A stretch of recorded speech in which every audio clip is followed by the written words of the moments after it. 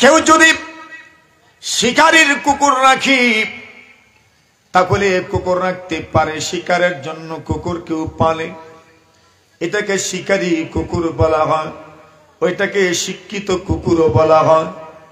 2 নম্বর, কেউ যদি তার খেতে বাড়ি তার ফল ফসল পাহারা দেওয়ার জন্য কুকুর রাখে, তাও রাখতে পারে। আল্লাহ রাসূল বলেন কেউ তার চতুষ্পদ জন্তুগুলোর পাহারাদারির জন্য কুকুর রাখে।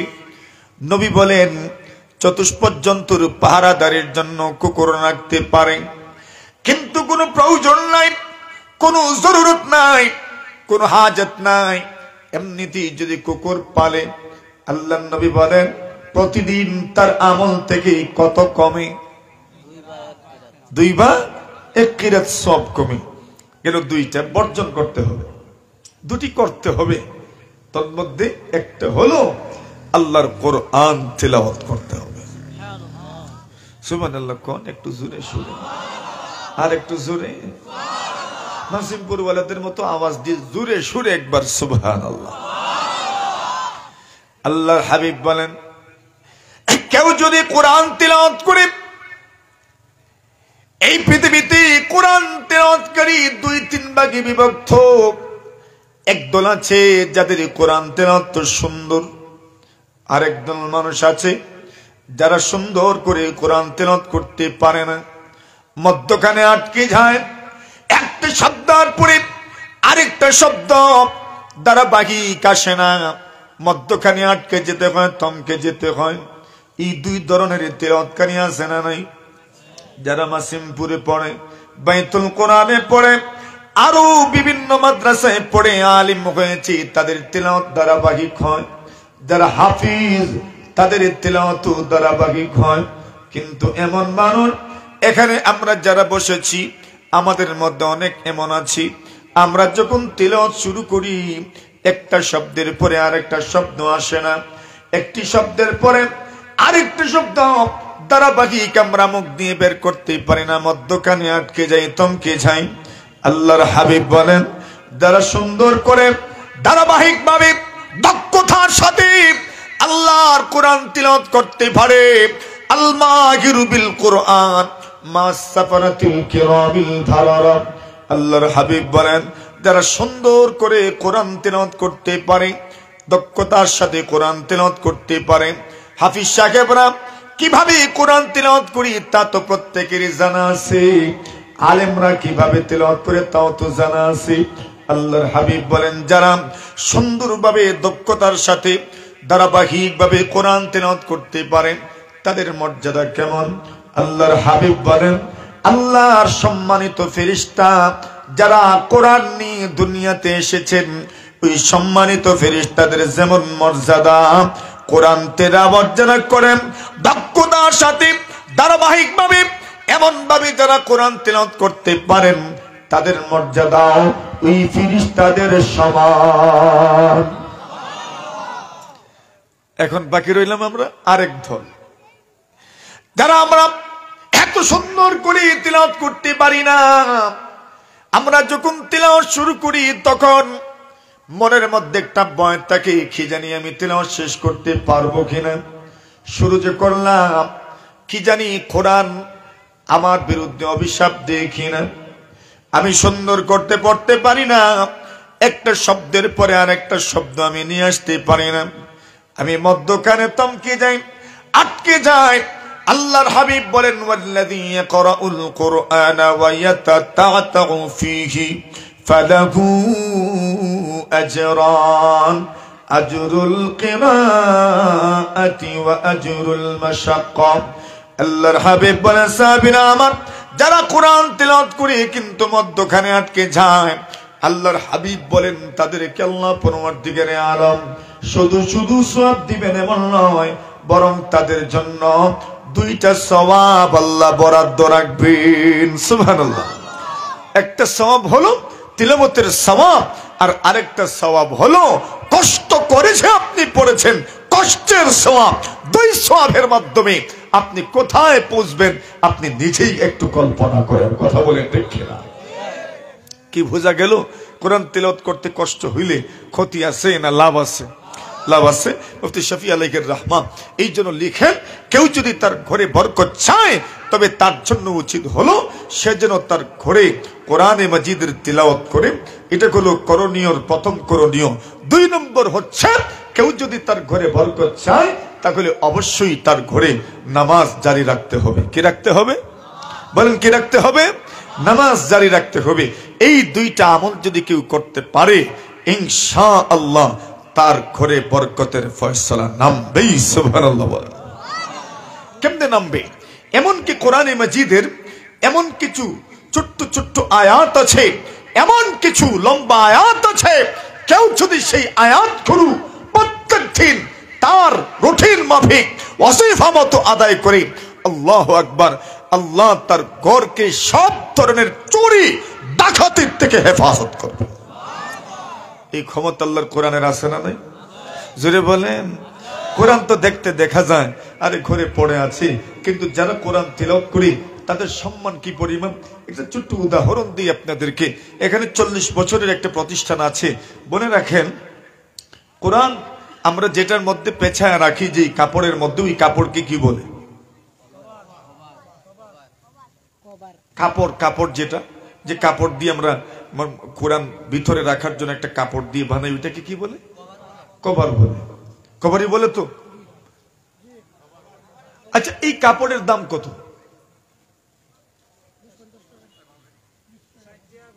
60 টাকা গজ। 1 গজি লাগে না। আচ্ছা বলেন তো, ওই কভারটা যদি মাটিতে পড়ে যায় তো মানুষ কি করে? ওঠায় কি করে? সুমাতে। অথচ কত টাকা গজের কাপড়? 60 টাকা। আপনার গায়ে যে শার্ট আছে বা আপনার পরনে যে লুঙ্গি আছে, একটা লুঙ্গির দাম হইতো 600 থেকে 700 টাকা, ঠিক না? ওইটা মাটিতে পড়লে কেউ সুমা দেয় কেন? কে করছে সম্মান নাই? টাকা বেশি তো। এরপরেও এটাকে কেউ চুমু দেয় না, কারণ হলো ওই যে 60 টাকার গজের কাপড়, এই কাপড়টা স্পর্শ করেছে, এই কাপড়ে ছোঁয়া লেগেছে আল্লাহর কোরআনের ছোঁয়া, ঠিক না? কার ছোঁয়া? আল্লাহর কোরআনের ছোঁয়া লেগেছে। আল্লাহর কোরআনের ছোঁয়া লাগার কারণে 60 টাকা গজের কাপড়ের দাম আল্লাহর বান্দার কাছে কি পরিমাণ বেড়ে গেল। মাটিতে পড়ে গেলে আল্লাহর বান্দা অত্যন্ত সম্মানের সাথে উঠায় আর চুমু দেয়। কেন? সে জানে এই কাপড় আমার আল্লাহর কোরআনকে ছুঁয়েছে, আমার আল্লাহর কোরআনকে স্পর্শ করেছে, ঠিক না? আচ্ছা বলেন তো, আমরা যেখানে বসেছি ওইটার নাম সোফা, কাঠের তৈরি। চেয়ার আছে, সেটাও কাঠের তৈরি। কোরআন যেটাতে রাখে পড়ে, ওইটাকে কি বলে? রিয়াল বলে। এটা তো কাঠের হয়। আজ পর্যন্ত কেউ বসেছে? পা লাগিয়েছে? কেন রে? এটা তো আল্লাহর কোরআনের ছোঁয়া পেয়েছে। যদি একটা কাঠের টুকরার মর্যাদা বেড়ে যায়, যদি কাপড়ের মর্যাদা বেড়ে যায়, কসম আল্লাহর, যেই ঘর হবে আল্লাহর কোরআনের ঘর, যেই মানুষ হবে আল্লাহর কোরআনের হাফেজ, যেই মানুষ হবে আল্লাহর কোরআনের আলেম, যেই মানুষ হবে আল্লাহর কোরআনের সাথে সম্পর্ক স্থাপনকারী, সেই মানুষটার মর্যাদাও বাড়বে না কমবে?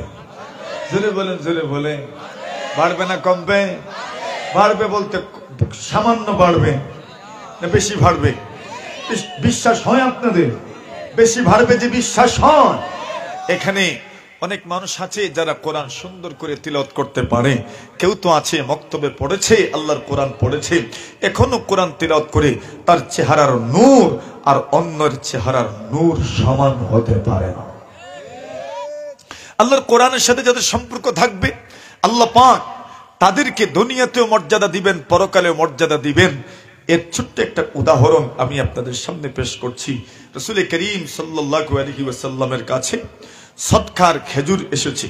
রাসূল যাকাত উঠাতেন, যাকাত উসুল করতেন, যাকাত উত্তোলন করতেন।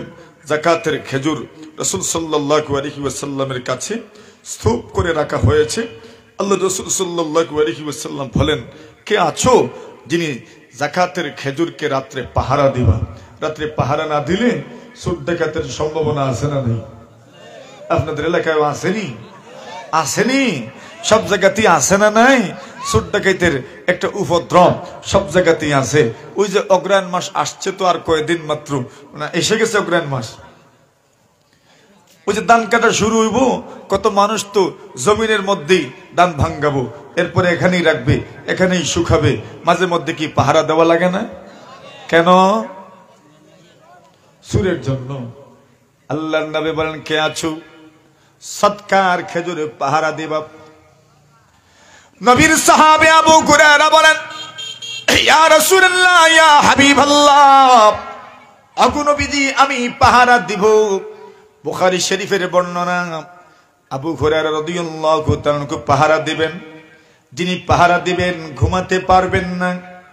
উনি বলেন, আমি তো সজাগ। রাত্র যখন গভীর হয়ে গেল, আমি টের পেলাম কে যেন বস্তার ভিতরে খেজুর ভরছে। বুঝেই তো যাচ্ছে কে এসেছে। বুঝেনি তো? আবু হুরায়রা বলেন, আমি অনুভব করলাম চোর এসেছে, বস্তার ভিতরে খেজুর ভরছে। আবু হুরায়রা বলেন, আমি আর দেরি করলাম না, কাল বিলম্ব করলাম না, তাকে গিয়ে পাকড়াও করলাম, ধরলাম, গ্রেফতার করে নিলাম। ওই লোকটাও জোরাজুরি করলো না। সেই লোকটাও আমার সামনে আত্মসমর্পণ করে আমাকে বলে, আল্লাহর বান্দা গো, আমাকে ছেড়ে দাও, আমি অভাবী মানুষ, অভাবের কারণে আমার স্বভাব নষ্ট হয়েছে। আমি বাস্তবে কোনো চোর নই, আমি অভাবী মানুষ। এত অভাবের কারণে আমার স্বভাব নষ্ট হয়েছে। অনেকটা দিন হয়ে গেল, আমার ঘরের চুলে আগুন জ্বলে না। আমার ছোট ছোট সন্তান আছে, আমার পরিবার আছে, পরিজন আছে। আমার অধীনে অনেক মানুষের খোরাকের ব্যবস্থা হয়, কিন্তু অনেকটা দিন হয়ে গেল আমার ঘরের চুলে আগুন জ্বলে না। এই জন্য আমি চুরি করতে এসেছি, ছেড়ে দাও, ওয়াদা করলাম আর জীবনেও চুরি করতে আসব না। আবু হুরায়রা বলেন, আমি এই লোকটির উপর দয়াবান হয়ে গেলাম। তার কথায় সরল বিশ্বাস করে আমি তাকে ছেড়ে দিলাম। ফজরের নামাজ যখন আমি নবীর মসজিদে পড়লাম, নামাজ শেষে রাসূল বলেন, আবু হুরায়রা রে, মা ফাআলা আসীরুকাল বারিহা, এরে আবু হুরায়রা, গত রাত যে চোরকে তুমি ধরেছো, ওই চোরের খবর সবর কি? আর জোরে কোন? আবু হুরায়রা তো বুঝে গেছেন আল্লাহর নবীদের কাছে ও সংবাদ এসে গেছে, এইবার লুকায় কোনো লাভ নাই। রাসূল প্রশ্ন করেছেন, মা ফাআলা আসীরুকাল বারিহা, গতকালের বন্দির খবর কি? আল্লাহর নবী সাহাবী আবু হুরায়রা বলেন, ইয়া রাসূলুল্লাহ, ইয়া হাবিবাল্লাহ, আল্লাহর নবীজি গো, আমি তো পাকড়াও করেছিলাম, কিন্তু ওই চোর আমার কাছে তার যে হিস্ট্রি তুলে ধরেছে, ইতিহাস তুলে ধরেছে, তার যে করুণ পরিস্থিতি তুলে ধরেছে, এত বেখেরি মানুষ আমি আমার জীবনেও দেখি নাই। আল্লাহর হাবিব বলেন, বুঝতে পেরেছি তুমি তার জন্য দয়ালু হয়ে গেছো, এই জন্য তুমি তাকে ছেড়ে দিয়েছো। আল্লাহর হাবিব বলেন, যাওয়ার সময় কি বলে গেছে? আবু হুরায়রা বলেন, রাসূল যাওয়ার সময় বলে গেছে আর জীবনে চুরি করতে আসবে না। আল্লাহর হাবিব বলেন, তবে আমি তোমাকে বলে দিচ্ছি, তুমি অপেক্ষায় থেকো, আগামী রাত্রে আবার তোমার সঙ্গে তার দেখা হবে। আসতে কইছেন সুবহানাল্লাহ, আর একটু জোরে কম। আল্লাহর নবীর সাহাবী আবু হুরায়রা আজকে তো প্রিপারেশন আরো বেশি নিচ্ছেন, প্রস্তুতি আরো বেশি। নবী বলেছেন আবার আজকে আমার সঙ্গে দেখা হবে। আবু হুরায়রা বলেন, আমি আজকে প্রস্তুতি নিলাম, যদি পেয়ে যাই আর জীবনেও বুঝাই তো যাচ্ছে আজকের প্রস্তুতিটা কেমন, কথা কোন ঠিক না ঠিক? আজকে ধরলে প্রয়োজনে কুস্তি ঠিক না ঠিক? এরপরেও ছাড়বো না। রসুল বলেছেন আসবে, রসুলের কথা তো মিথ্যা হতে পারে না, ঠিক কিনা? আবু হুরায়রা বলেন বড় প্রস্তুতি নিয়েছি, ধরবো আজকে। আবু হুরায়রা বলেন রাত্র যত গভীর হয় আমি গভীর রাতে শুনতে পাই কি যেন অবস্থার ভিতরে খেজুর ঢোকায়। আমার তো বুঝে এসে গেছে কে এসেছেন, মিস্টার চোর এসেছেন। আমি গেলাম, গিয়ে তাকে ধরলাম। চুরি ভালো বলে, এরে আবু হুরায়রা, আল্লাহর দোহাই দিয়ে তোমাকে ভুলি, আমি অভাবী মানুষ। গতকাল তুমি আমাকে গ্রেফতার করেছিলে, আমি অনেক বাহানা করেছিলাম, তবে তুমি আমাকে ছেড়ে দিয়েছো। এরে আবু হুরায়রা, আজকেও আমি এসেছি আবার চুরি করার জন্য। কেন জানুনি? গতকালের ওয়াদাটাও কিন্তু আমার স্মরণ আছে, কিন্তু বাড়িতে যখন গেলাম অভাব যখন দেখেছি, অসহায় চাহানিগুলো যখন দেখেছি, পরিবার পরিজন সন্তানদের চেহারার দিকে যখন তাকিয়েছি, আমার মনে হলো যে কোনো ভাবেই কিছু ম্যানেজ করতে হবে। এদের যদি সামান্য খোরাকের ব্যবস্থা করতে পারি না, তবে আমি অপরাধী হয়ে যাব। এই জন্য গতকাল ওয়াদা করার পরেও আমি আজকে আবার চুরি করতে এসেছি। তুমি যখন আমাকে গ্রেফতার করে ফেলেছো, আমাকে যখন ধরে ফেলেছো, তবে এবার তোমার কাছে আমি আবার দরখাস্ত করছি, অনুরোধ জানাইলাম, আমাকে ছেড়ে দাও, আমি আর জীবনেও চুরি করতে আসব না। আবু হুরায়রা বলেন সত্যি যদি এমন হালত তোমার হয়, তবে তো তোমাকে আটকায় লাভ নাই। যাও, নবীজিকে যা জবাব তোমার দিব, আমি তোমাকে গতকালের মতো আজকেও আবার ছেড়ে দিলাম। আবু হুরায়রা ফজরের নামাজ আদায় করে নামাজ শেষে গত দিনের ন্যায় আল্লাহর হাবিব আজকে আবার প্রশ্ন করেন, মা ফাল আসিরুকাল বারহা। আবু হুরায়রা গতকালের বন্দির খবর কি?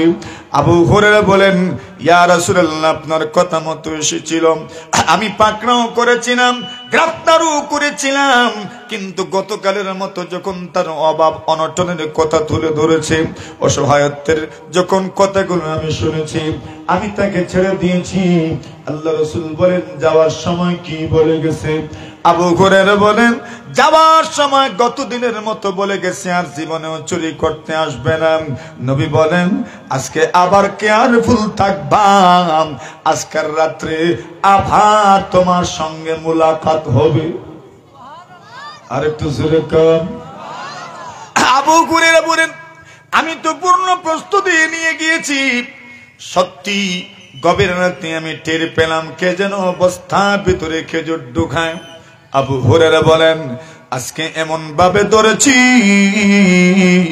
চোর বুঝতে পেরেছে আমাকে আর আজকে আবু হুরায়রা ছাড়বে না। এই জন্য চোর আগের থেকে আবু হুরায়রাকে সম্বোধন করে বলে, আবু হুরায়রা, আমি জানি তুমি আজকে আমাকে ছাড়বে না। কেন? গত 2 দিন আমি তোমার সঙ্গে ওয়াদা ভঙ্গ করেছি। এখন যারা ওয়াদা ভঙ্গ করে, যারা গাদ্দারি করে, এদেরকে কয়েকদিনই বা সুযোগ দেওয়া যায়? 1 দিন 2 দিন, এর বেশি তো গাদ্দারদেরকে সুযোগ দেওয়া যায় না। জোরে কণ্ঠে কিনা? আবু হুরায়রাকে এইবার লোকটা বলে, রে আবু হুরায়রা, আমি আজকে তোমাকে একটা অফার দিচ্ছি, বাম্পার অফার। তুমি যদি অফারটা লুফে নিতে পারো, গ্রহণ করতে পারো, তবে গ্রহণ করে নাও। আর এই অফারের বিনিময়ে আমাকে তুমি ছেড়ে দিবা। অতীতের মতো গত 2 দিনের মতো মিথ্যা ওয়াদার কারণে তুমি আমাকে ছাড়বে না, আমার ভালো করে বুঝ হয়ে গেছে। এবার আবু হুরায়রাকে বলেন, আবু হুরায়রা, আমি তোমাকে এমন একটা আমল শিখাই দিব, যে আমলটা করলে পরে তোমার ঘরে চোর ডাকাত ঢুকবে না, ওইটা শেখার বিনিময়ে হলেও তুমি আমাকে ছেড়ে দাও। আবু হুরায়রা বলেন, সত্যি যদি তুমি আমাকে এমন কিছু শিখাও যেই জিনিসটা শিখলে পরে আমল করলে পরে আমার গরু চুর মুক্ত হয়ে যাবে, আমার গরু ডাকাত মুক্ত হয়ে যাবে, সন্ত্রাস মুক্ত হয়ে যাবে, তবে আমাকে শেখাও। আমি ওয়াদা দিলাম ওই শেখার বিনিময়ে আমি তোমাকে আজকেও ছেড়ে দিব। সুবহানাল্লাহ। আবু হুরায়রা রাদিয়াল্লাহু তাআলা আনহু ইলমের বড় লোভী ছিলেন, ইলম অর্জনের জন্য এই পরিমাণ লোভী ছিলেন। আবু হুরায়রা রাদিয়াল্লাহু তাআলা আনহু বলেন, আমার অবস্থা এমন, নবী আলাইহিস সালাতু ওয়াস সালামের সামনে সাহাবীরা আসেন, কেউ তোবা ক্ষেত খামারে চলে যান, কেউ তোবা ব্যবসা বাণিজ্যের জন্য চলে যান, কিন্তু আমি আবু হুরায়রা আমার ক্ষেত খামারেও যেতে হয় না, আমি ব্যবসা বাণিজ্যের জন্য বাজারেও যাই না, শুধু শুধু নবীজির খেদমতে পড়ে থাকি। নবীর কাছে যা আসে তা দিয়ে আমার পেট ভরে যায়। আর জোরে বলেন। আবু হুরায়রা বলেন, এইভাবে আমি সবচেয়ে বেশি হাদিস বর্ণনা করেছি। আবু হুরায়রা এত বেশি হাদিস বর্ণনা করেছেন, অন্য কোন সাহাবী এত বেশি হাদিস বর্ণনা করতে পারেন নাই। আল্লাহর নবী 23 বছরের মতো দুনিয়াতে ছিলেন নবী হয়ে। আবু বকর সিদ্দিক, ওমর, উসমান, আলী, আব্দুর রহমান ইবনে আওফ যারা প্রথম বছরেই মুসলমান হয়েছেন, ওরা 23 বছর নবীজিকে পেয়েছেন। আর আবু হুরায়রা 7ম হিজরিতে মুসলমান হয়েছেন, নবীজিকে মাত্র 4 বছরের মতো পেয়েছেন। যারা 30 বছর পর্যন্ত পেয়েছেন, আর আবু হুরায়রা মাত্র 4 বছর পেয়েছেন। যারা 23 বছর পেয়েছেন তাদের চাইতেও আবু হুরায়রার হাদিস বর্ণনার সংখ্যা অনেক অনেক গুণ বেশি। জোরে বলেন সুবহানাল্লাহ। মাত্র 4 বছরে এত বেশি হাদিস উনি কেমনে মুখস্থ করলেন, কেমনে বর্ণনা করেন? আবু হুরায়রার ব্যাপারে মানুষ সমালোচনা করে কষ্ট হইতেছে। হ্যাঁ, ঘুম আসছেনি, চলতনি, কারা কারা চলতো হাত তোলেন, জোরে তাকবীর দেন, আকাশ বাতাস মুখরিত করেন, নারে তাকবীর। হয় নাই সবার জবানটা খুলে, সবার জবান খুলে একসাথে মহব্বতের সাথে, আন্তরিকতার সাথে, ভালোবাসার সাথে আল্লাহকে ডাক দিব, নারে তাকবীর। ওই ভালোবাসা তো মনে হইল না, ভালোবাসা তো মনে হয় না, নারে তাকবীর। আরেকটু জোরে, নারে তাকবীর। ঘুম গেছেনি? জোরে কন, গেছে ঘুম। এবার আবু হুরায়রা রাদিয়াল্লাহু তাআলা আনহুকে মানুষ সমালোচনা করে, ওরে আবু হুরায়রা এত বেশি হাদিস তুমি কেমনে বর্ণনা করো? আবু হুরায়রা রাদিয়াল্লাহু তাআলা আনহু বলেন, আমি কেমনে হাদিস বর্ণনা করি? উনি বলেন, আমিও তো এমন ছিলাম না, আমিও নবীজির জবান থেকে অনেক কিছু শুনতাম, কিন্তু আমি ভুলে যেতাম। একদিন নবীর কাছে আমি গেলাম, আল্লাহর নবী গো, ইন্নী সামি'তু মিনকা হাদিসান কাসীরান আনসা, ইয়া রাসূলুল্লাহ, ইয়া হাবিবাল্লাহ, ওগো নবীজি, আমি আপনার কাছ থেকে অনেকগুলো হাদিস শিখি, হাদিস শুনি, কিন্তু আমি ভুলে যাই। ওগো নবীজি,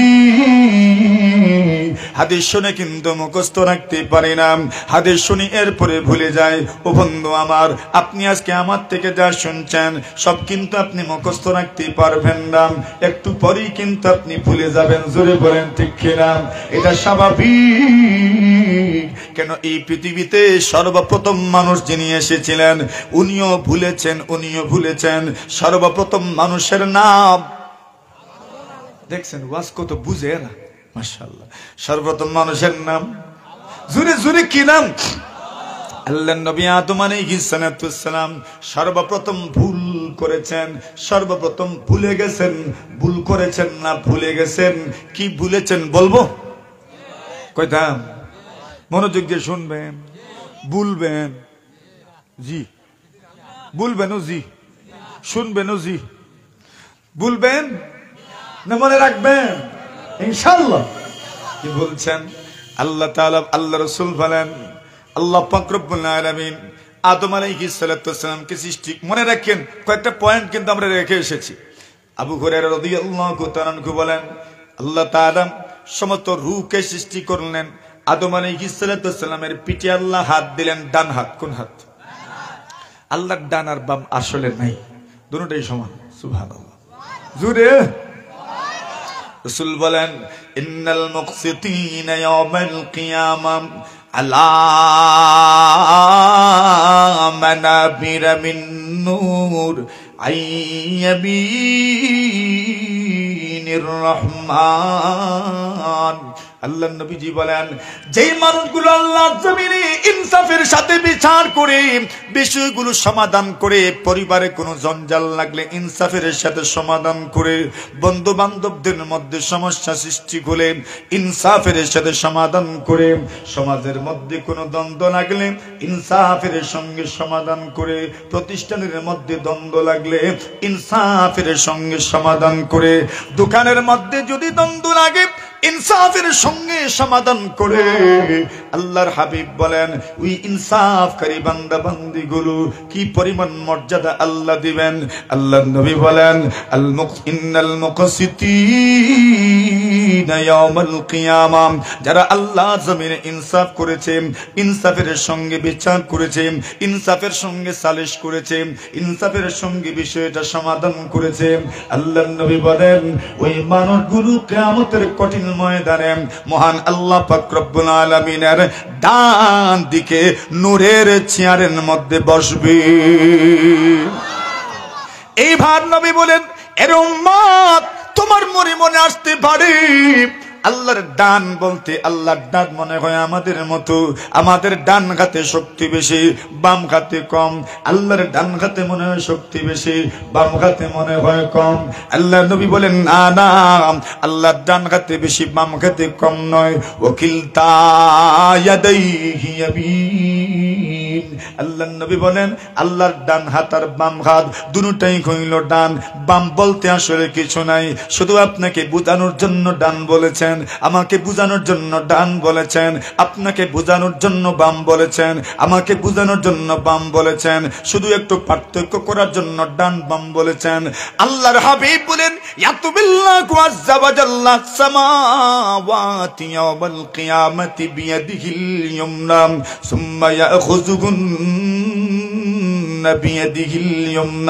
আল্লাহ নবী বলেন, কিয়ামত যখন ঘটবে ওই সময় আল্লাহ পরওয়ারদিগারে আলাম সবগুলো আসমান কয়টা বলেন, কয়টা আসমান?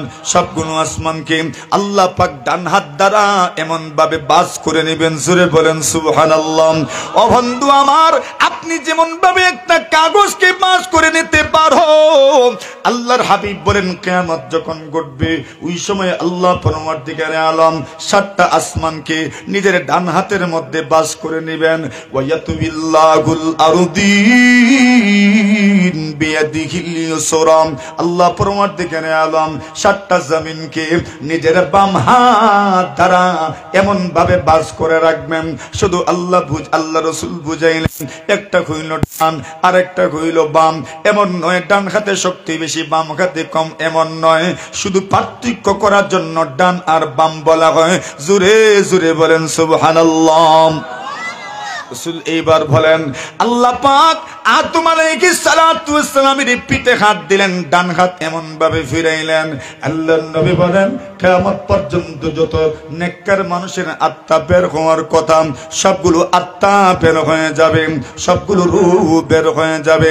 আল্লাহর নবী বলেন, এইবার আল্লাহ পাক রব্বুল আলামিন আদম আলাইহিস সালাতু ওয়াস সালামের পিঠে বাম হাত এইভাবে রাখলেন। কিয়ামত পর্যন্ত যত বদকার বের হবে সব বদকারদের আত্মা বের হয়ে গেল। আল্লাহ তাআলা, আমরা কেউ জানি না গো মালিক, এই মাসিমপুরের মাঠে বসে বলছি, আমি জানি না আমি নেককারদের অন্তর্ভুক্ত কিনা, আমি জানি না আমি বদকারের অন্তর্ভুক্ত কিনা, কিন্তু নবী বলেন কিয়ামত পর্যন্ত যত রূহ বের হবে, নেককারদের রূহগুলো বের হলাম, বদকারদের রূহগুলো বের হলাম। এইবার কিয়ামতের ময়দানে আল্লাহ পরওয়ারদিগার আল্লাহ তাআলা রূহ জগতে এমন ভাবে এদেরকে একত্রিত করলেন, কোনো লাইন নাই, কোনো সারি নাই, কোনো ধরনের সারিবদ্ধভাবে দাঁড়ানো নাই, কোনো ধরনের লাইন নাই, কোনো ধরনের সিরিয়াল নাই, কোনো ধরনের কিছুই নাই, তারতিব নাই, ধারাবাহিকতা নাই। কেউ তো সামনাসামনি, কেউ তো পিঠাপিঠি, কেউ তো একটু সামনাসামনি, কেউ তো একটু পিঠাপিঠি।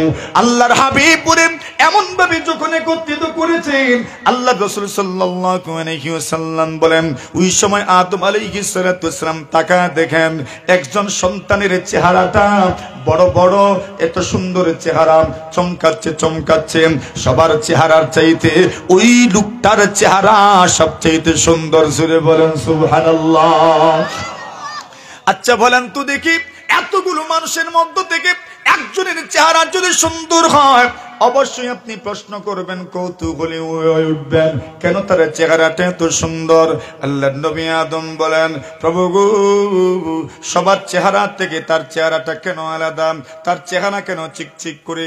তার চেহারাটা কেন চমকায়? আল্লাহ পরমার্থিকারে আলম বলেন, কেন চমকায় তা তো বলা হবে না, তবে কার চেহারাটা তুমি জানতে পারো। আদম বলেন, কার চেহারাটা একটু বলেন। আল্লাহর নবীজি সাল্লাল্লাহু আলাইহি ওয়াসাল্লাম বলেন, আদম আলাইহিস সালাতু ওয়াসসালামকে আল্লাহ পাক বলেন, ওই চেহারাটা হলো তোমার সন্তান দাউদ নবী। আরো জোরে, আরো জোরে। আল্লাহ পাক দাউদ আলাইহিস সালাতু ওয়াসসালামকে এত সব জাকির নিয়ামত দান করেছেন। লাকাদ উতিয়া ফি হালাকিহি 70 মিজমারাম। আল্লাহ পাক তার কণ্ঠে তো বরকত দান করেছেন। দাউদের কণ্ঠে এক ধরনের নয়, একাধারে 70 ধরনের সুর দান করেছেন। কত কত? 70 ধরনের সুর দান করেছেন। এবার দাউদের চেহারাটা চমকায়। আদম নবী বলেন, কেমন মরুহু মালিক, আমার দাউদের বয়সটা কত? আল্লাহ পাক রব্বুল আলামিন জানায় দেন, দাউদের বয়স হলো 60 বছর। কত? 60 বছর। আগেই বাবা জেনে নিয়েছেন দাউদের বয়স হইল 60।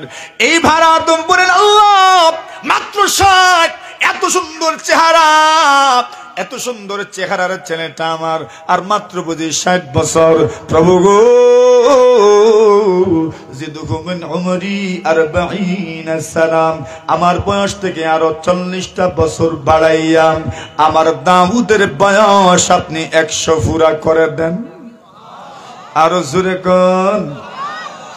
এখন আদম নবীর বয়স ছিল 1000। কত? জোরে জোরে জোরে কত? 1040 দিলেন দাউদ নবীকে। দাউদের হইল কত? 100।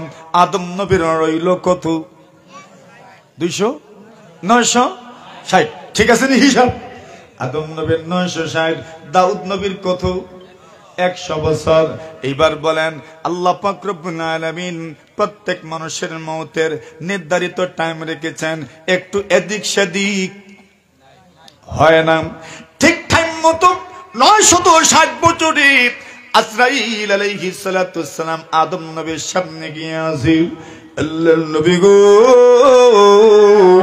প্রস্তুত হয়ে যাও, আপনাকে মরতে হবে। আদম নবী বলেন, এখন কেন মরব? আমার তো বয়স এখনো 40 বছর বাকি। বুঝছেন? বেড়াতে লাগছে। কত বছর বাকি? আদম নবী বলেন, এখনো 40 বছর বাকি। আজরাইল বলেন, যে না বাকি নাই, সব শেষ। আদম নবী বলেন, অবশ্যই বাকি আছে। আজরাইল বলেন, একটুও বাকি নাই। আদম নবী বলেন, কে বলছে বাকি নাই? আমার তো 1000, তবে 960 কেন? আজরাইল বলেন, আপনি আপনার সন্তান দাউদ নবীকে 40 বছর দিয়েছিলেন। আদম নবী বলেন, আমার মনে নাই। আমার কি মনে নাই? আজরাইল বলেন, আপনার মনে না থাকলে কি, আপনাকে মনে করায় দিলাম, স্মরণ করায় দিলাম। আদম নবী এবার বলেন, আমি দিছিই না। হয়েছে? এখন আল্লাহর হাবিব বলেন, ফানাসিয়া আদম ফানাসিয়াত যুররিয়াতুহু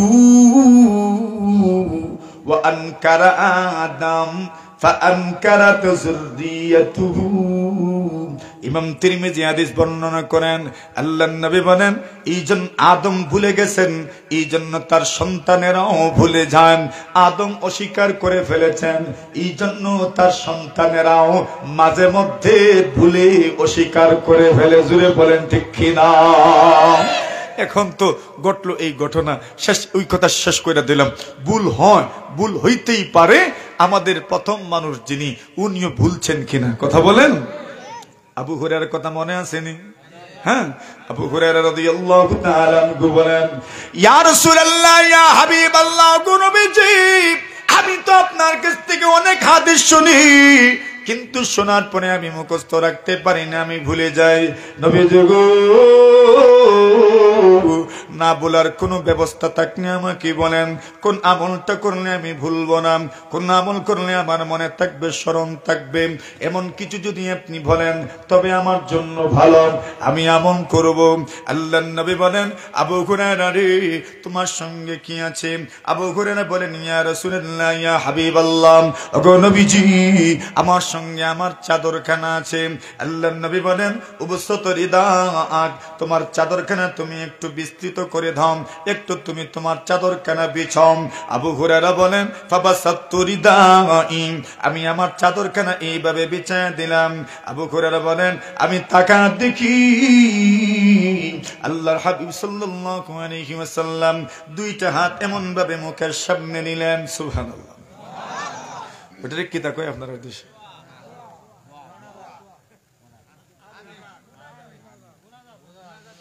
দুই হাত দ্বারা এইভাবে কিছু দেওয়ারে আপনার দেশে কি তা কয়? ডাব্বু কি? এক সৌল, কেউ কয় এক সৌল, আর কেউ এক ডাবু, আর কিছু কয়, আর দরকার নাই, এই দুইটাই উঠবো। এখন আবু হুরায়রা বলেন, ফাকারাফা রাসূলুল্লাহ সাল্লাল্লাহু আলাইহি ওয়াসাল্লাম বিয়াদাইহি, আল্লাহর নবীর সাহাবী আবু হুরায়রা বলেন, আমি তাকায়া দেখি আল্লাহর হাবিব সাল্লাল্লাহু আলাইহি ওয়াসাল্লাম তার দুইটা হাত মুখের সামনে এমন ভাবে নিলেন, এমন ভাবে নিয়ে আল্লাহর নবীজি সাল্লাল্লাহু আলাইহি ওয়াসাল্লাম তার মুখ থেকে যেন কি তার হাতের মধ্যে দিলেন। ও বন্ধু আমার, কি বা দেওয়ার আছে? দিলে তো একমাত্র তুতুই দিতে পারেন। জোরে বলেন ঠিক কিনা? আল্লাহর নবীর তুতুর মধ্যে বরকত আছে না নাই? আল্লাহর নবীর তুতুর মধ্যে বরকত আছে। আব্দুর রহমান ইবনে আবি কুরাত বলেন, তাওয়াজ্জাআন নবী সাল্লাল্লাহু আলাইহি ওয়াসাল্লাম যাতা ইয়াউম, আল্লাহর নবীর সাহাবী আব্দুর রহমান ইবনে আবি কুরাত বলেন, একদিন তাকায়া দেখি আল্লাহর হাবিব সাল্লাল্লাহু আলাইহি ওয়াসাল্লাম উযু পড়ছেন। নবীজি যখন উযু পড়েন প্রথমে তো হাতের কবজি পর্যন্ত ধৌত করেন। ও ভাই, ওই সময় উযু কেমনে পড়তেন? নল ছিল না, ট্যাপ ছিল না। আল্লাহর নবীজি বদনা দিয়ে উযু পড়তেন, জগ দিয়ে উযু পড়তেন। পানির পাত্রে পানি রাখা হতো, ওই পানির পাত্র থেকে পানি নিতেন, এরপরে হাত ধৌত করতেন। এইভাবে দুটো হাত কবজি পর্যন্ত ধৌত করতেন। ও বন্ধু আমার, হাতের কবজি যখন ধৌত করতেন, কবজি ধৌত করার পরে পানির ফুটাগুলো নিচে পড়তো, মাটিতে পড়তাম। অতঃপর নবীজি কুল্লি করতেন, অতঃপর নবীজি নাকে পানি দিতেন। এরপর নবীজি চেহারা ধৌত করতেন, চেহারা বেও পানি মাটির মধ্যে পড়তাম। নবীজি হাত কোনি পর্যন্ত ধৌত করতেন, হাত বেও পানি মাটির মধ্যে পড়তাম। আল্লাহ নবী মাথা মাসা করতেন, কান মাসা করতেন, গাড় মাসা করতেন, পা ধৌত করতেন, পায়ের দুয়ার পানিও মাটির মধ্যে পড়তাম। কিন্তু নবীর সাহাবীগণ নবীজি যখন উযু পড়তেন, কেউ দাঁড়িয়ে থাকতেন সবাই নবীর সামনে। যখন উযু পড়তেন হাত ধৌত করতেন, চেহারা ধৌত করতেন, চেহারার পানি হাতের পানি একটা ফুটাও মাটিতে পড়তে দিতেন না। আরো জোরে। আব্দুর রহমান ইবনে আবি কুরাত বলেন, ফাজাআলা আসহাবুহু ইয়াতামাসসাহুনা বিওয়াদুইহি, আল্লাহর নবীজি সাল্লাল্লাহু আলাইহি ওয়াসাল্লামের সাহাবী আব্দুর রহমান ইবনে আবি কুরাত বলেন, আমরা তাকায়া দেখি আল্লাহর নবীজির সাহাবায়ে কেরাম নবীজির উযুর পানি মাটিতে পড়তে দেন না, ওই উযুর পানির নিচে হাত রাখেন আর হাতের মধ্যে পানি নেন, অতঃপর মাথা মাসা করেন, অতঃপর চেহারায় মাখেন, অতঃপর সিনায় মাখেন, অতঃপর পুরো শরীরের মধ্যে মাখেন। কেন? নবীর উজুর পানি, নবীর উজুর পানি, নবীজির শরীর বেয়ে পড়েছে, এর চাইতে বরকতময় পানি আর হতে পারে না। জোরে কোন ঠিক কিনা?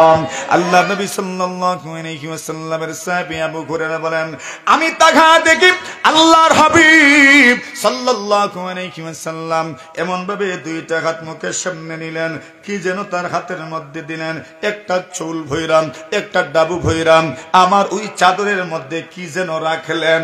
একটু জোরে সুরে বলেন না সুবহানাল্লাহ। আবু হুরায়রা বলেন, কি রেখেছেন আমি তাও দেখি নাই, কি রেখেছেন আমি তাও জানি না, আমি তো চেয়ে আছি, কিন্তু কি রাখলেন তাও দেখলাম না, মুখের থেকে কি আসলো তাও দেখলাম না। বুখারী শরীফের বর্ণনা কিতাবুল ইলমের মধ্যে ইমাম বুখারী রাহমাতুল্লাহি আলাইহি হাদিস উল্লেখ করেছেন। আবু হুরায়রা বলেন, এই পূর্ণবিধি বলেন দুম্মা, আবু হুরায়রা রে, তোমার চাদরটা তুমি ভাঁজ করে নাও। আবু হুরায়রা বলেন, আমি এইবার আমার চাদরখানা ভাঁজ করে নিলাম। আল্লাহর নবী বলেন, তোমার চাদরখানা তুমি ভাঁজ করে নাও, আমার দিকে তাকান। আবু হুরায়রা বলেন, আমি চাদরখানা ভাঁজ করে ফাজামামতুহু ইলা সাদরি। আবু হুরায়রা বলেন, আমি চাদরখানা ভাঁজ করে আমার সিনার সঙ্গে মিলায়া দিলাম, এইভাবে সিনার সঙ্গে, এইভাবে বুকের সঙ্গে আমি চাপ নিয়ে ধরলাম। আবু হুরায়রা বলেন, ওই দিন থেকে নবীর জবান থেকে আমি যা শুনেছি, একটা কথাও আমি আর কোনোদিন ভুলি নাই। আর জোরে বুঝছেন এখন? আবু হুরায়রা বলেন, ওই দিন থেকে একটা কথাও আমি আর কোনোদিন ভুলি নাই। সুবহানাল্লাহ, জোরে বলেন। এজন্য বুজুর্গদের থেকে দোয়া নেওয়ার দরকার আছে না নাই? আপনি স্কুলে পড়েন তো কেউ বলো, বুজুর্গদের কাছে যাবেন, ইমাম সাহেবের কাছে যাবেন, মুয়াজ্জিন সাহেবের কাছে যাবেন, বড় বড় বুজুর্গদের কাছে যাবেন, উলামায়ে কেরামদের দ্বারস্থ হবেন। দাদা থাকলে দাদার কাছে যাবেন, নিজের দাদা যদি না থাকেন এলাকার দাদার কাছে যাবেন, বড় যারা মুরব্বী, যারা বয়স্ক যারা, তাদের কাছে যাবেন, দোয়া চাইবেন। বলেন ইনশাআল্লাহ। ওই দোয়ার চাইতে বরকতময় দোয়া দুনিয়াতে আর নাই। মা বাবার দোয়া নেবেন। সাইব ইবনে ইয়াজিদ রাদিয়াল্লাহু তাআলা আনহু বলেন, যাহাবাত বি খালাতি ইলা রাসূলিল্লাহি সাল্লাল্লাহু আলাইহি ওয়াসাল্লাম। কষ্ট হইতাছে? হ্যাঁ, কষ্ট হয় না তো? চলবে আরো কতক্ষণ? হ্যাঁ, কত সময়? ওরে বাপ রে, যেখানে জিজ্ঞাসা করে সারা রাত 12টা হয়ে যাইতেছে। নবী আলাইহিস সালাতু ওয়াসসালামের সাহাবী সাইব ইবনে ইয়াজিদ বলেন, যাকাবাত বি খালাতি ইলা রাসূলিল্লাহি সাল্লাল্লাহু আলাইহি ওয়াসাল্লাম, আমার খালা আমাকে নিয়ে নবীর কাছে যেতেন। সুবহানাল্লাহ, বুঝেন কথাটা? আমার খালা আমাকে নিয়ে যেতেন। নিয়ে যাওয়ার পরে আল্লাহর হাবিব সাল্লাল্লাহু আলাইহি ওয়াসাল্লামকে বলতেন, ইয়া রাসূলুল্লাহ, ইয়া হাবিবাল্লাহ, তার জন্য আপনি দোয়া করেন।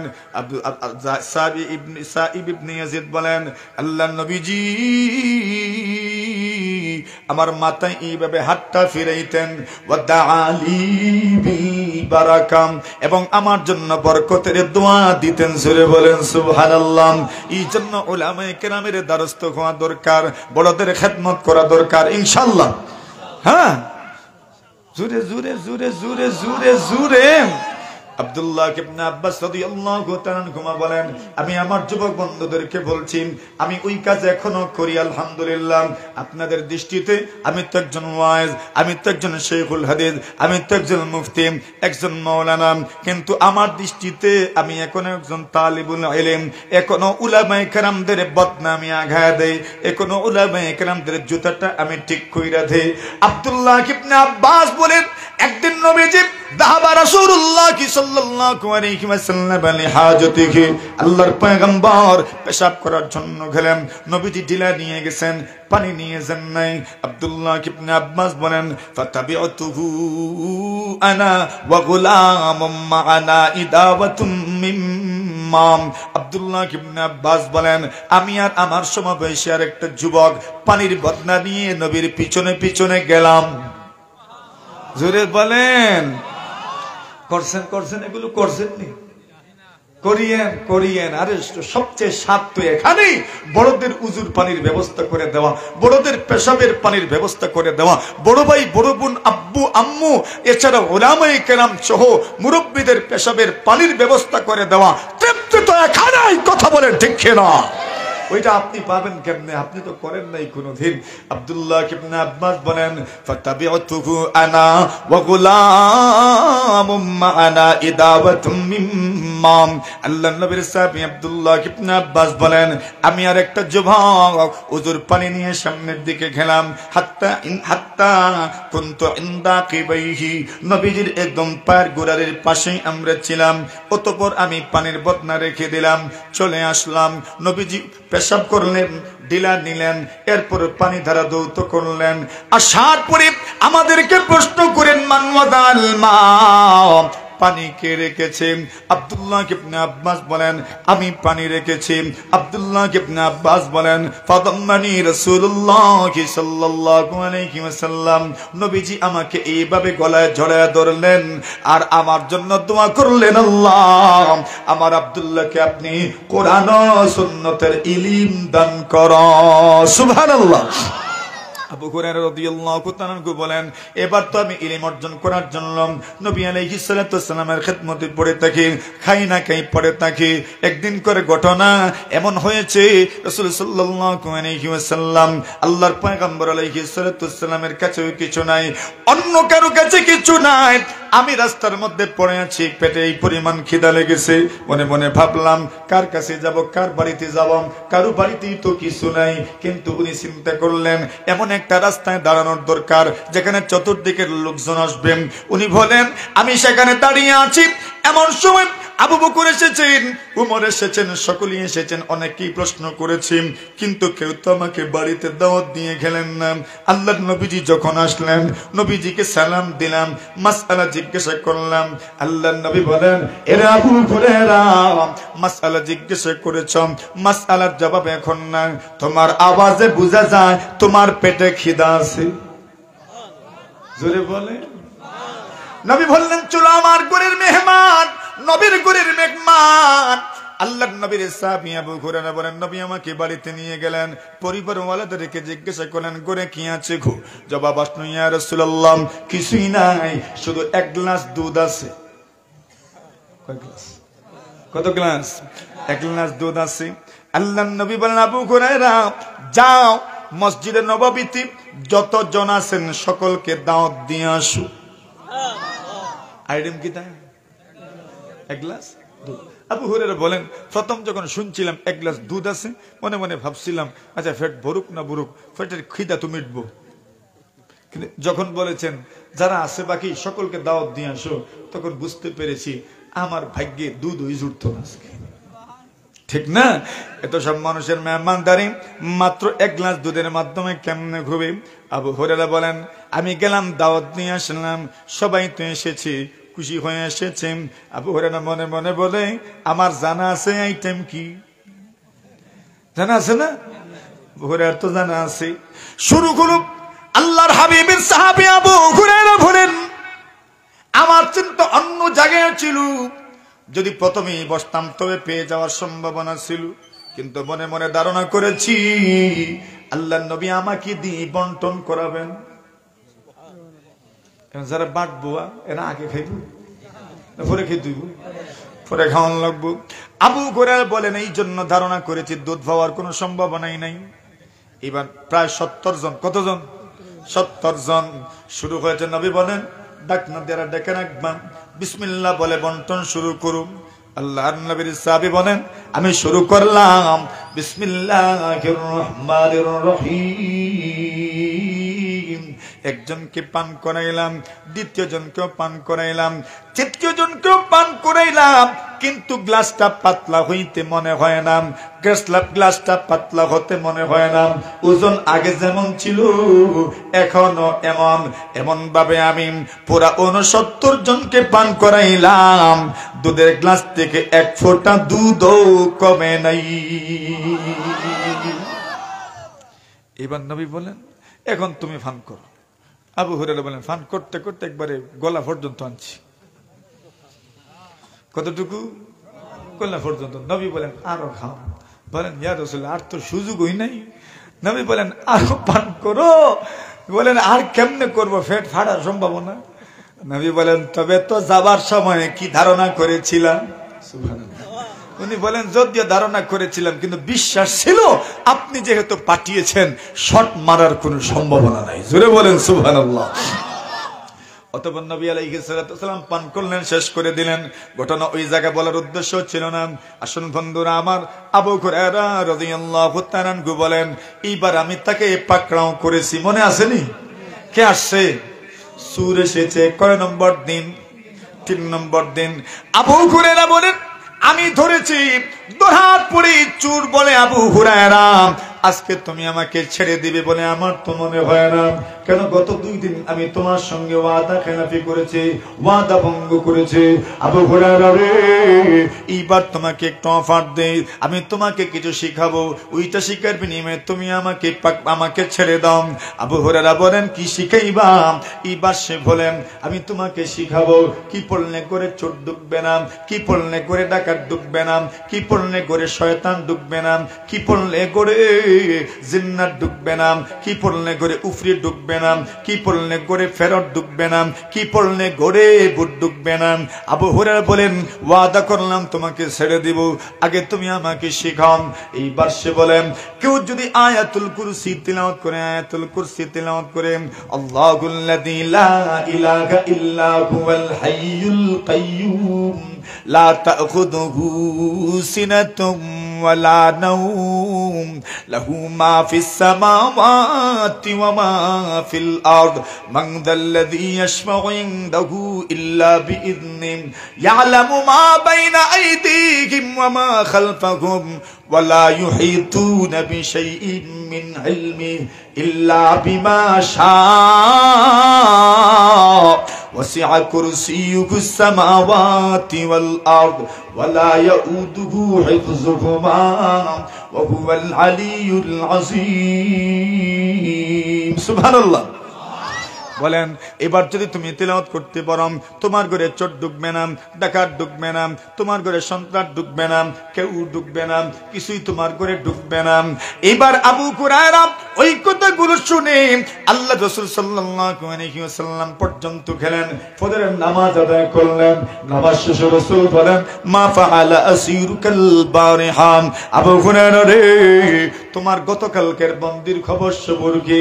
আবু হুরায়রা বলেন, ইয়া রাসূলুল্লাহ, একটা বড় অফার দিয়েছে আমাকে, আমার লোভ ছিল ইলমের লোভ আমাকে দেখিয়েছে, এই জন্য আমি তাকে ছেড়ে দিয়েছি। কি শিখিয়েছে তোমারে? আবু হুরায়রা বলেন, আমাকে শিখিয়েছে কেউ যদি আয়াতুল কুরসি তিলাওয়াত করে ওই ঘরে নাকি চোর ঢুকবে না, ডাকাত ঢুকবে না। আবু হুরায়রা বলেন, আল্লাহ রাসূল বলেন, সাদাকাকা, সে তোমাকে সত্য বলেছে, তবে ওহুয়া কাযুবুন, সে বড় মিথ্যাবাদী, তার মতো মিথ্যাবাদী দুনিয়াতে আর কেউ নাই। তুমি কি চিনতে পেরেছো? আবু হুরায়রা বলেন, না না, চিনতে পারি নাই। রাসূল বলেন, যাকা শাইতান, এটা হইল শয়তান। কে ছিল? 3 দিন যে সুর ঢুকছিল, এটা কি যা সুর ঢুকছিল? শয়তান ঢুকছিল। কে ঢুকছিল? শয়তান ঢুকছিল। নবী বলেন, শয়তানে শিখাইয়া দিছে শয়তান কেমনে ঢুকতো না। কথা বুঝছেন নি?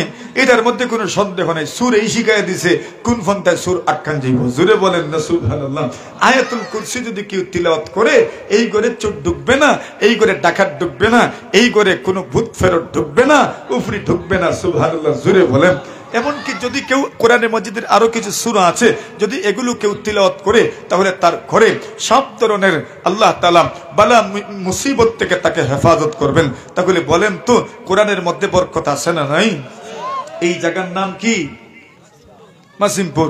আর মাদ্রাসার নাম বলেন। বাইতুল কোরআন, কোরআনের ঘর। কোরআনের ঘরে আসছেন, সম্মান কমবো না বাড়বো? জোরে বলেন, কমবো না বাড়বো? কোরআনের সাথে যাদের সম্পর্ক আছে, এদের কি কোনো দুনিয়াতে ক্ষতি আছে না লাভ? জোরে বলেন, লাভ। দুনিয়াতে এদের কোনো ক্ষতি নাই। রাসূল বলছেন, যারা কোরআনের পক্ষে থাকে এদের মর্যাদা বৃদ্ধি করেন কে? আল্লাহ। আপনাদের সামনে আজকে 2 জন হাফিজকে পাগড়ি প্রদান করা হবে। বলেন আলহামদুলিল্লাহ। যায়েন না কেউ থাকেন, এখানে থাকেন, বসেন, দেখেন দুইজন হাফিজকে পাগড়ি প্রদান করানো হবে। এটা আপনাদের সম্মান, পুরো মাসিমপুরের সম্মান। আপনারা কিয়ামতের দিন আল্লাহকে বলবেন, আল্লাহ কি নিয়ে এসেছি? আল্লাহ প্রশ্ন করবেন, বলবেন আল্লাহ কি নিয়ে এসেছি আর কি বলবো? যা বলবো এগুলো বলার মতো কিচ্ছু না, তবে আপনার কোরআনের হাফিজ কয়েকজন বানাইছি। পারবেন না? বলতে পারবেন না? আপনার কোরআনের হাফিজ কয়েকজন বানাইছি।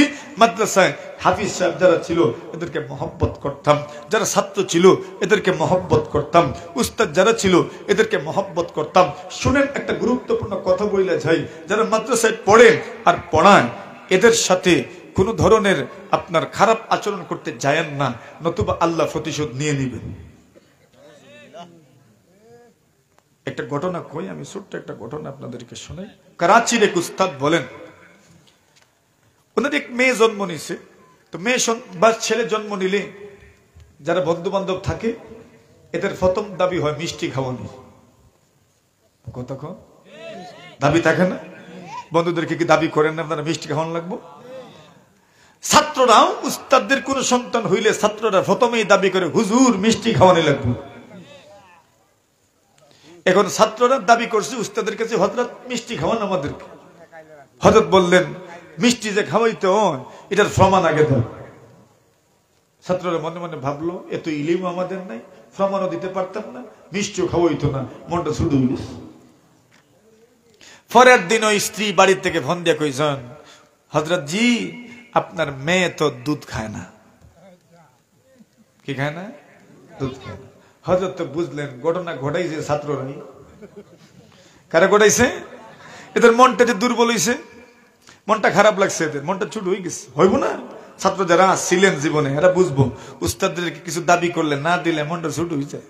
আর উস্তাদ বলছেন প্রমাণ দেও আগে, যে মেয়ে জন্ম নিলে বা ছেলে জন্ম নিলে মিষ্টি খাওয়াই তো, এটা প্রমাণ দেও আগে হাদিস থেকে। ছাত্ররা কইছে দরকার নেই, আমরা প্রমাণের মিষ্টি খাওয়ার দরকার নেই। কিন্তু ঘটনা ঘটছে নি, দুধ পান করে না। উস্তাদজি বললেন চিন্তা করিও না, আগামীকাল দুধ খাইবো। পরের দিন ক্লাসে গিয়েই বলেন, আমার তো মেয়ে হয়েছে, তোমরা শুনছো? বলে জি শুনছি। বলে কি মিষ্টি খাইবা? বলে জি। বলে কত, কতটুকু? বলে 1 কিলো। বলেন না 2 কিলো আনো। সুবহানাল্লাহ। কালকে কইবে কয় কিলো আনো? 2 কিলো কেন আনো? এখন 2 কিলো মিষ্টি খাওয়াইছেন, এরা খুশি না? 1 কিলো তো এমনি খাও না, আর আরেক কিলো যে ওইটাতে দোয়া বেশি। এখন পরে সংবাদ আসছে, জি আপনার মেয়ে তো এখন দুধ খাইতে আছে। জোরে বলেন সুবহানাল্লাহ। এরা তালিবুল ইলিম, ইলিম অর্জন করতে এসেছে এখানে। এদের পক্ষে আল্লাহ, এদের পক্ষে কে? এদের বাবা এখানে না, এদের মাও এখানে না। এরা যারা ঘুরে চতুর্দিকে বিভিন্ন মাদ্রাসায় থাকে, এরা কার মেহমান? বলেন বলেন কার মেহমান? মাসিমপুরে যারা আসবে, যেখান থেকে আসবে, মাসিমপুরেরই হোক, মাদ্রাসায় ঢোকার পরে সে আমাদের পুরো মাসিমপুরের মেহমান। মেহমানদের পক্ষে কে থাকেন? তো মেহমানদের বিরুদ্ধে যাইবেন? যাইয়েন না মেহমানদের বিরুদ্ধে। এদেরকে সম্মান করিয়েন, নিজের ছেলের মতো মাঝে মধ্যে জিজ্ঞাসা করিয়েন, বাবা খাইছো? কিছু খাইছো? তুমি তুমি কি কিছু খাইছো? কিছু খাইবা? 10টা টাকা দিয়ে হইলেও তো অনেককে মেহমানদারি করান যায়। 2টা ছেলে আসছে মনে করেন, তার মনটা খারাপ, কাঁদতেছে। আমি দেখেছি আলহামদুলিল্লাহ, অনেক মানুষ এলাকার লোকজন, ছাত্ররা যখন কাঁদে তখন অনেক মানুষ এলাকার লোকজন, আমি দেখছি আমাদের এদিকে অনেক এলাকার লোকজন তারে নিয়ে কিছু খাওয়ায়, মনে সান্ত্বনা দেয়। তা আপনাদের এদিকেও তো এমন হওয়ার কথা, ঠিক না? হয়নি? আলহামদুলিল্লাহ। এরকম করিয়েন। এরা নবীর মেহমান, এরা আল্লাহর মেহমান। এদেরকে যত ইজ্জত করবেন, কদর করবেন, আল্লাহ তাদের সম্মান বাড়াবেন, আপনাদের সম্মান আল্লাহ বাড়াইয়া দিবেন। এই মাদ্রাসা কিয়ামত পর্যন্ত জারি থাকতো কিনা বলেন? কারা কারা চান হাত তুলেন দেখি, আল্লাহ কবুল করেন। হাত উঠে নাই সবাই? 2টা হাত উঠান। আল্লাহ দেখেন আমরা 2টা হাত উঠাইছি আপনার নবীর ভাগানের পক্ষে। আল্লাহ কিয়ামতের দিন আপনার নবীর শাফাআত সুপারিশ আমাদেরকে দান করিয়ে বলেন আমিন। রাখেন হাত। একটা প্রতিষ্ঠান বড় কষ্টে পরিচালিত করতে হয়, যারা করেন, চেষ্টা করে, মেহনত করেন, এদেরকে সহযোগিতা করবেন। যদি পারেনও না, মুখ দিয়ে সহযোগিতা করবেন। যদি মুখ দিয়েও পারেন না, কমপক্ষে দিল থেকে দোয়া দিয়ে সহযোগিতা করবেন ইনশাআল্লাহ। পারবেন তো ইনশাআল্লাহ? আল্লাহ তৌফিক দান করেন। আজকে মাদ্রাসায় পড়েছি দেখি তো আজকে আমি এখানে আপনাদের সামনে কথা বলতে পারছি। আপনারা হ্যাঁ, তো আপনাদের এখান থেকে পড়েও তো ইনশাআল্লাহ এরা মানুষের সামনে কথা বলবে, মাসিমপুরের সোনা সুখ্যাতি এরাই নিয়ে আসবে ইনশাআল্লাহ। আল্লাহ তাআলা তৌফিক দান করুন, কবুল করুন, মাদ্রাসা কবুল হোক, সবাই বলেন আমিন।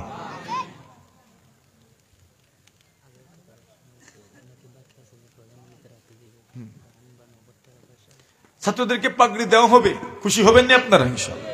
দেখবেন নি পাগড়ি যে পড়ানো হইব, এটা দেখবেন নি ইনশাআল্লাহ? আলহামদুলিল্লাহ।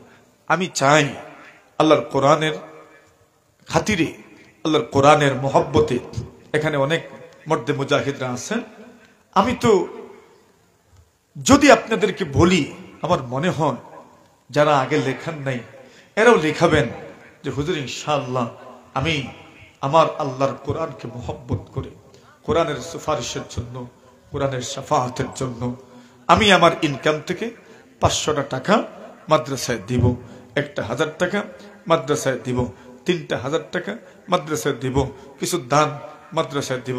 হুজুর আমার বেশি কিচ্ছু নাই, তবে আমি চেষ্টা করব আমার রুজির থেকে 100 টাকা হইলেও আল্লাহ নবীর বাগানে রসুলের মেহমানদের খেদমতের জন্য আমি দিব ইনশাআল্লাহ।